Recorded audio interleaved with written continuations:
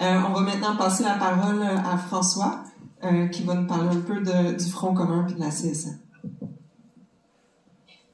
Ouf, c'est pas évident de passer à la là. Mais, premièrement, merci de l'invitation. Écoutez, la raison aussi pourquoi j'ai toujours participé au congrès de la CSN, parce que je suis un organisateur électoral dans mon ancienne vie à la CSN souvent. Donc, c'est pour ça que j'en manquais pas long. Donc, écoutez, cette année, c'est le 50e anniversaire du premier Front commun de cette année. L'année passée, lorsqu'on a commencé à fonder le Front commun, donc 50 ans. Notre Front commun cette année, ça regroupe 420 000 travailleuses et travailleurs. C'est le plus gros Front commun de l'histoire des Fronts communs. Donc, ça regroupe la FTQ, la CSQ, tantôt j'ai vu le camarade avec son sac à PTS. Donc, la PTS et effectivement bon, la CSN. Notre thème, c'est « Nous d'une seule voix ». Pour les plus anciennes, le thème du Front commun de l'époque, le premier Front commun, c'était « Nous, le monde ordinaire ». Donc, on a pris le thème d'une seule voix cette année. Donc, le Front commun, présentement, regroupe 73% des travailleuses et des travailleurs des services publics. Donc, je pense qu'on est quand même une voix solide. Et, bon, ceux du secteur public, là, j'ai vu le monsieur avec son chandail prof en égo, donc un professeur de cégep. Donc, les conventions viennent à échéance le 31 mars prochain. Nous, on a déposé nos revendications au mois d'octobre, à la fin octobre. D'ailleurs, Justin Arcan a mis à la sortie de la salle l'ensemble de nos revendications. Les personnes qui sont intéressées pour le voir, l'ensemble des revendications vont être disponibles en arrière. Un des éléments qu'on place beaucoup cette année, que je place à toutes les tribunes que je peux avoir accès, c'est de briser le mythe que les travailleuses et les travailleurs du secteur public, c'est des gradures de la société. Parce que ça a circulé longtemps, les gouvernements l'ont fait longtemps, puis ça, il faut le briser, puis c'est à vous de le briser. Dans vos familles, quand vous vous promenez, il faut le placer. Écoutez, le secteur public, là, c'est 78% de femmes. C'est un salaire moyen de 44 000 et les personnes racisées sont surreprésentées dans les emplois les moins bien payés de la fonction publique, des services publics. Juste à Montréal, 50% des aides infirmiers, aides-soignants, préposés bénéficiaires, c'est de la main-d'œuvre racisée. Quand l'ensemble de la population totale dans l'entreprise privée à Montréal, on parle de 24%. Est-ce que vous m'entendez? Oui, oui.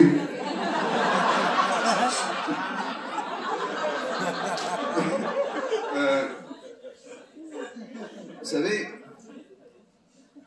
c'est pas les organisations syndicales qui le disent, c'est l'Institut de statistique du Québec qui le dit. La rémunération globale des gens qui travaillent dans les services publics gagne près de 4% de moins que la population en général au Québec. Lorsqu'on parle de salaire, on parle de 11,9%.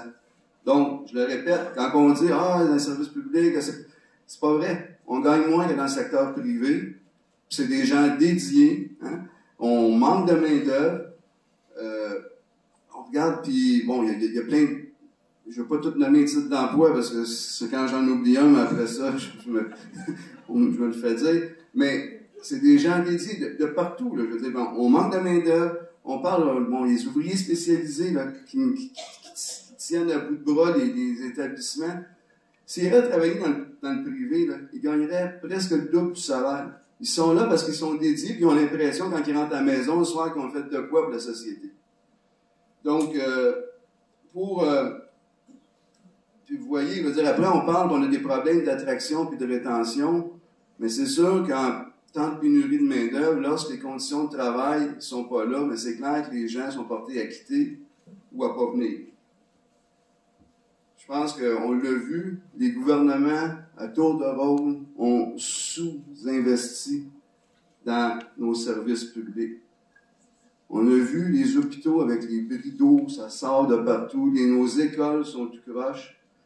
Mais c'est ça qui se passe présentement. Donc, et là, on ne paye pas notre monde ne vient pas, on n'investit pas.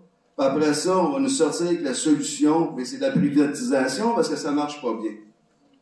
Donc, c'est pour ça que je pense que cette bataille-là, c'est beau que oui, bon, j'arrive, mon vice-président de la CSN, mais cette bataille-là, c'est pour tout le monde.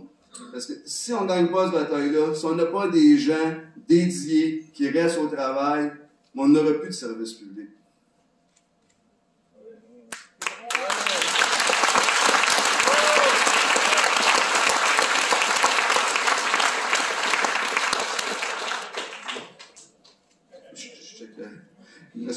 Donc, nos revendications salariales cette année, la première année, on demande une augmentation de 100 $ par semaine, donc 5 200 $. Pourquoi le 100 $? Ben, premièrement, c'est un clin d'œil aux fameux 100 $ par semaine qu'on revendiquait en 72.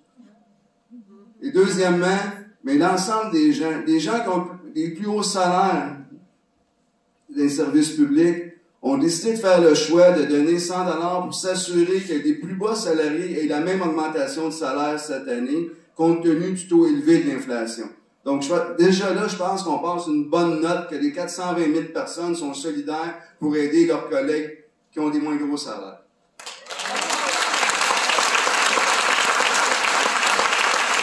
Donc, je change donc. Deuxième année, troisième année, on demande une clause d'indexation avec une augmentation de 3 %, la troisième année, une clause d'indexation avec 4 %, puis sur le reste des demandes, je vous l'ai dit, c'est en arrière. Je vais faire ça vite, mais c'était quasiment le meilleur, là, je fais ça sur le gouvernement. Donc, la présidente du Conseil du Trésor nous a invités à négocier rapidement, nous dire que là, qu'elle était prête, mais cette semaine, on était en instance. Et là, on a su que pour nos tables sectorielles, parce que vous savez, dans le secteur public, il y a une table centrale qui parle des salaires, des régimes de retraite, et tout le reste, c'est une table sectorielle. À la table sectorielle, on nous a offert une cadence d'une rencontre aux 3 semaines de 10 à 3. Puis on mange là-dedans, là. Donc, comment voulez-vous qu'on y aille rapidement quand on peut négocier environ 4 heures aux 3 semaines?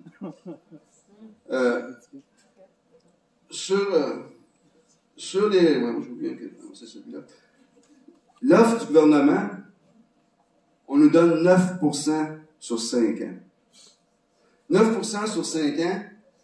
Puis lorsqu'on écoute le ministre des Finances avec ses projections, bien, les projections, pas de la CSN, pas du Front commun, du gouvernement, les projections d'inflation pour les 5 prochaines années, c'est 16,7.